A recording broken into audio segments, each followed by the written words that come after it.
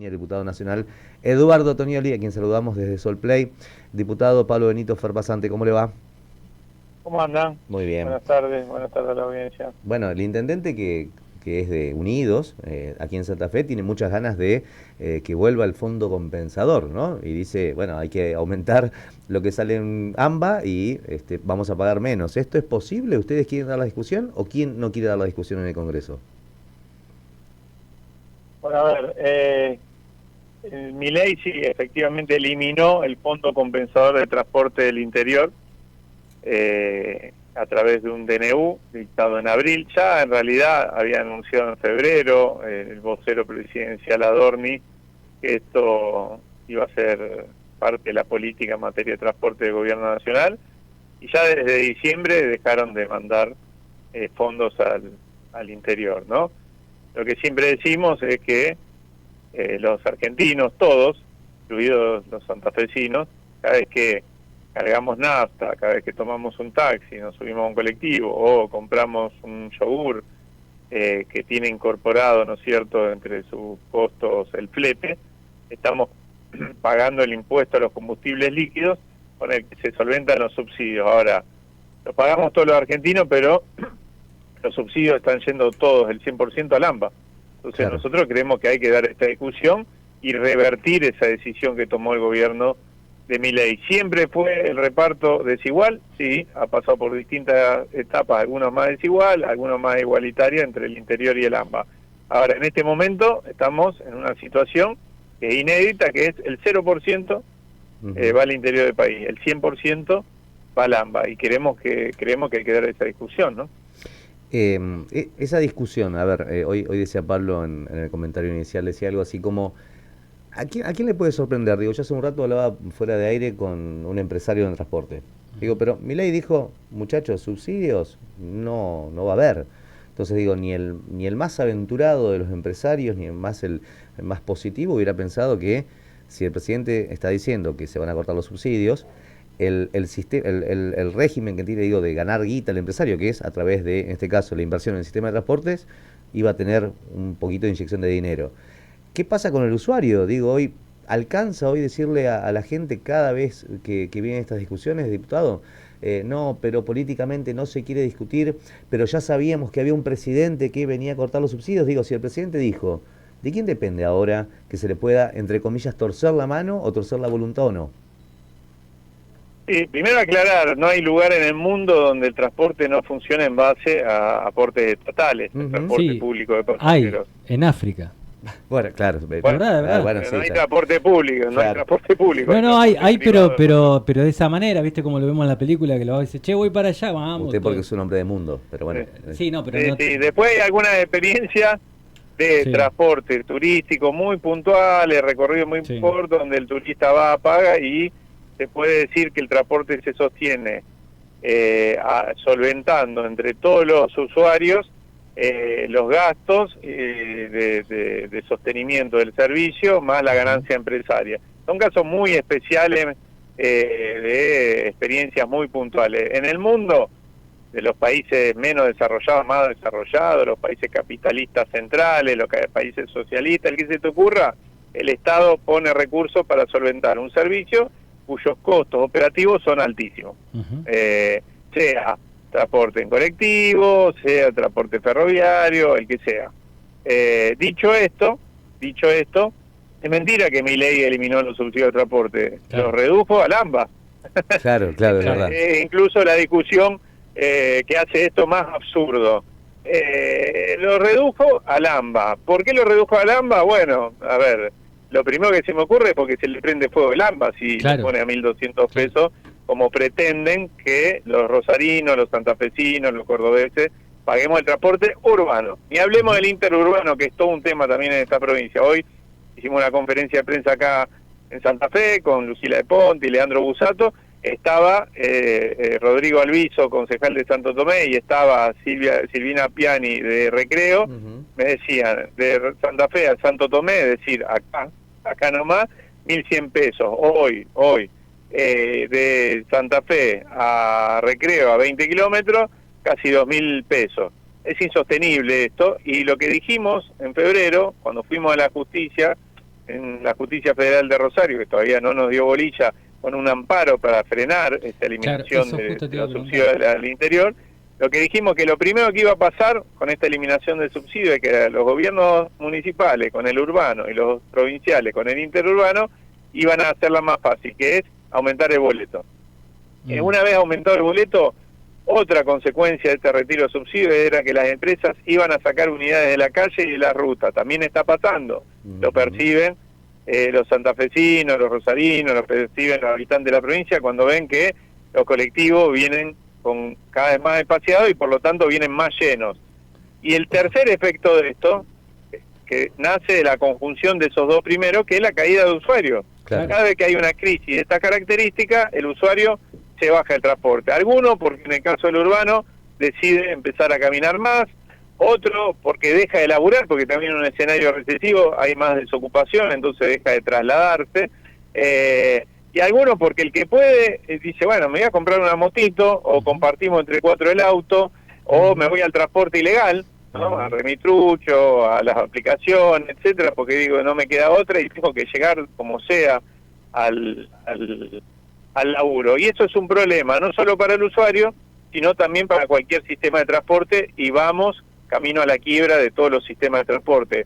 Puede parecer apocalíptico lo que digo, hemos pasado etapas similares, 2001, 2002, donde sucedía eso, se retiraban las empresas, etcétera. Hay una discusión que me parece interesante, que cuando el vocero presidencial dijo que nos iba a sacar los subsidios al interior del país, dijo, porque nosotros en realidad queremos trasladar, no queremos subsidiar más a los empresarios por esto y esto, y queremos subsidiar a los usuarios. Perfecto, no pasó eso. Le sacaron la plata a los subsidios del interior y no se lo dieron, no lo metieron vía la SUBE a los usuarios, que es lo único que resta de aporte del Estado Nacional para el interior del país, a la ciudad donde hay SUBE, ¿no? Lo que hicieron, sacaron esos subsidios y se lo dieron a Toto Caputo. A ver, también es cierto, una de las cosas que sí me gustaría poner en ponderación, porque también algo tiene que ver los municipios, ¿no? El municipio de Rosario tiene un esquema distinto con algunas... Mixto. Y vos mencionabas una época, 2001-2002, cuando entra en crisis, y a partir de esa crisis se monopoliza, por lo menos en Santa Fe, y después este monopolio de Santa Fe se va a otros lugares de la provincia y del país, en donde el que tenía un colectivo no lo pudo mantener y vino el monopolio de la mano de la política. Que eso también en algún momento hay que revisar, porque, digamos, a ver, esto es la cuestión que hoy nos preguntaba un oyente, dice, che, ¿y cómo hacían antes? Y yo lo que sé, desde que está el monopolio, por ejemplo, en Santa Fe, o oligopolio se puede decir, pero el monopolio de un recorrido es un recorrido, ¿no? Sí. Lo que ocurre es que somos rehenes de eso, porque yo le pregunto hoy a una empresa, a ver, dame la estructura de costos que vos tenés, no me lo puede dar. Y no me lo puede dar, y tampoco se lo da la municipalidad, que eso también es real. O sea, acá se estuvo firmando muchas veces, ¿no? Se tuvo muchas declaraciones juradas diciendo, sí, hace tal recorrido, paraban y te daban el mismo subsidio. O sea, yo creo que no es solamente el tema subsidio. O sea, dame subsidio y ya está. No sé, a mí me parece eso. No, eso está claro, y por eso yo hice recién una defensa de la idea, del concepto de subsidiar la demanda y no la oferta. La SUBE se creó para eso. El sistema SUBE se creó para dos cosas. Una, subsidiar la demanda y no la oferta, y segundo, interconectar el país a través de distintos modos de transporte automotor, ferroviario, etcétera, a través de una misma herramienta, que es esta, que es la SUBE. Pasó por distintas etapas, distintas gestiones que tuvieron una política distinta, tuvo su etapa de crecimiento y desarrollo, no parece ser esa etapa, pero coincido con lo que vos decís, que tampoco uno cree en un sistema que tiene sus opacidades, ¿no? Y cree que hay que transparentarlo. La mejor forma es esa, porque además le da un seguimiento en tiempo real al Estado de todos los indicadores, todos los números del transporte público de pasajeros. La experiencia de Santa Fe es similar a la experiencia de Rosario en ese sentido. Las distintas crisis han hecho que se concentre cada vez más la prestación del servicio. Conozco mucho más la de Rosario y puedo dar cuenta de ello. Era un sistema de transporte que a veces que estaba compuesto por cientos de titulares, muchos de ellos dueños de una unidad de colectivo. Y que vivían como clase media alta, vivían con un colectivo. Que recorrían distintas líneas y que prestaban ese servicio de manera muy artesanal. En determinado momento eso se fue concentrando y terminó con una sola empresa ganando con la caída del resto de las empresas, ¿no? Y con un ayudín, también hay que decir esto, con un ayudín del gremio. Que parece, me parece que le falta la corbata, paramos. En un momento de crisis. Está bien, por eso, pero yo no, por eso no puedo dar cuenta de la experiencia concreta de Santa Fe. No, de Rosario también. La de Rosario. En ese marco, yo siempre tuve una mirada muy particular con respecto al los sistemas de transporte público municipales.